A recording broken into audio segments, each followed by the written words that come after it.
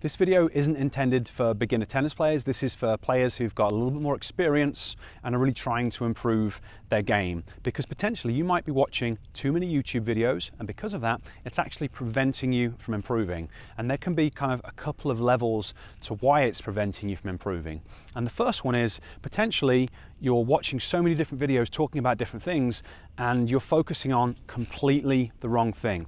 Now, there are lots of videos that aren't so good. There are also lots of videos that are absolutely fantastic by really high level coaches. But even if you're watching one of the better videos by one of the best coaches on the planet, they might be talking about something that's completely inappropriate for the problems that you're dealing with right now. So you're focusing on exactly what is going on with your wrist.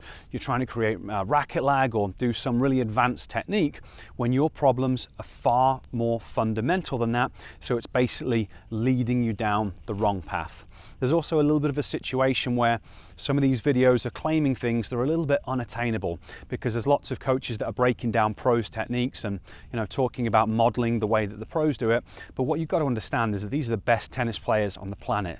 When someone's saying we can hit Federer's forehand in 3 simple steps, or we can hit Djokovic's backhand in 5 simple checkpoints, it's a little bit unrealistic, because they're the greatest players ever to play the game, with amazing fitness, strength, flexibility, coordination, visual processing. They are unbelievable athletes. That's why they can do what they can do. So it's not necessarily realistic, and when I say not necessarily, it is not realistic for you to try and hit the ball in the way that they do. Instead, you need to figure out what's holding you back. You need to go through your shots sequentially. Are you preparing well? If you're not preparing, then that's what you need to work on. You need to go through things sequentially, fixing things in order, starting with the underlying problem. The second kind of way that YouTube can be kind of preventing you from improving is you might even be using it as a form of procrastination. Now, if you've done all of your fitness training, you've done all of your on-court practice, and you just enjoy unwinding by watching a YouTube video at the end of the day, then obviously that is awesome that you are doing that.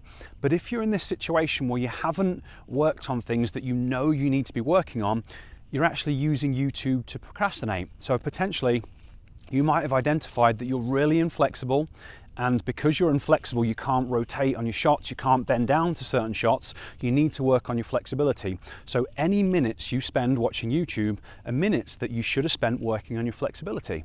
Maybe you need to work on your fitness. Now, if you're doing all of your fitness work and then watching YouTube, great. But if you're really unfit, you're not working on your fitness, and you're watching YouTube videos looking for what Federer's doing with his wrist, what you've got to understand is you need to be fit enough to be able to move around the court and play tennis.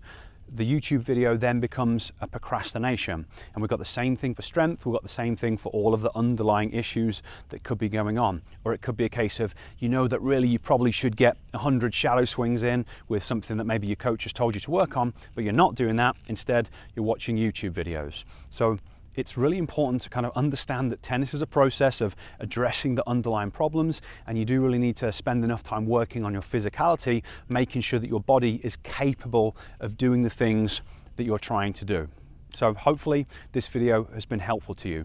Before we go, I just want to give you a free gift, because one of the big things that I've noticed since I've had this channel is the vast majority of players, the issue is the preparation and their footwork. And because the footwork isn't good enough, players don't get set up in the right position, and that throws everything else off. If you're too close to the ball, there's no fix in terms of what you do with your swing. If you're not even prepared in time, there's no way to fix that, so you need to do that part first. And that's why I've made a full footwork program that I want to give you for free. It's going to take you through different patterns and footwork steps and show you how to train all of the different areas that you'll need to work on. If you would like this free footwork program, I'll place a link up there, link down in the description. Just click on either of those links, it'll take you to a page, enter your details there, and I'll send you this free program. Okay, hopefully you have enjoyed this video and you take it with the intent that I've meant for it. I want to help you play tennis. Tennis is a game built on foundations and fundamentals of good quality practice and working on your body to allow you to play